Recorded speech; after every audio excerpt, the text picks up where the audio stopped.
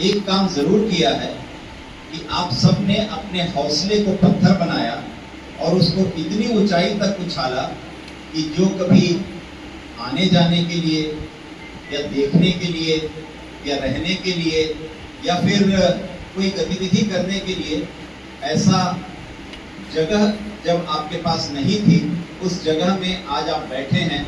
एक संगोष्ठी कक्ष है, आपके पास बैडमिंटन कोर्ट है, इतना बढ़िया आपके पास गार्डन है, इतनी बढ़िया क्यारियां हैं और इतने अच्छे अच्छे पेड़ पौधे लगे हैं और पूरा का पूरा वातावरण निर्मल, साफ और गुरुकुल के परंपरा का दुहाई दे रहा है।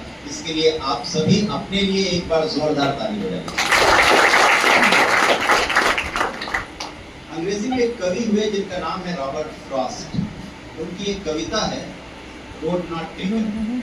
दवे जी नहीं है, शायद दवे जी जानते हैं अच्छे से, और संदीप जी भी नहीं। रोड नॉट टेकन में एक जगह पर रॉबर्ट फ्रॉस्ट कहते हैं, I am telling this with a sigh, somewhere ages and ages hence two roads diverged in the wood and I took the one less traveled by and that has made all the difference। Hindi में तात्पर्य है कि मैं रास्ते से जा रहा था और जब मैं जंगल के अंदर रास्ते पे जा रहा था तो मुझे दो रास्ते दिखाई दिए और मैंने वो रास्ता चुना जिस रास्ते पे बहुत लोग चले थे और मैं उस रास्ते पे चला जिस रास्ते पे बहुत कम लोग चले थे और उसने मेरी दशा और दिशा बदल दी। हम न तो उस रास्ते पे चले जिस पे बहुत लोग चले, हम न तो उस रास्ते पे चले जिस पे बहुत कम लोग चले, बल्कि हमने तो ऊबड़ खाबड़ में भी अपना रास्ता स्वयं बनाया। इसके लिए एक बार फिर एक जोरदार ताली।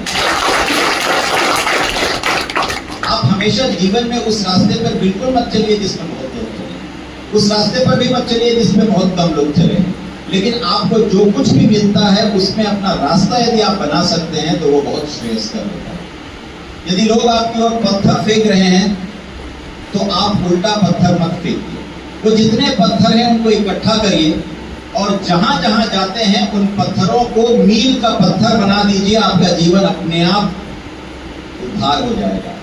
इसलिए पत्थर जो फेंकता है उसकी ओर आप कभी भी किंचित भी गुस्से की नजर से मत देखिए, क्योंकि जिसने भी आपको पत्थर फेंका है कि आपके ऊपर, आपके कौशल के ऊपर, आपके सामर्थ्य के ऊपर, आपकी शक्ति के ऊपर निर्भर करता है कि उस पत्थर को उठाकर आप मील का पत्थर बनाते हैं या सड़क किनारे हुए पत्थर को उठाकर किसी मंदिर में प्रतिस्थापित कर उसमें प्राण वायु फूंककर उसे भगवान का दर्जा देते हैं। ये आप पर निर्भर है। इसलिए आप अपने पुरुषार्थ को हमेशा जान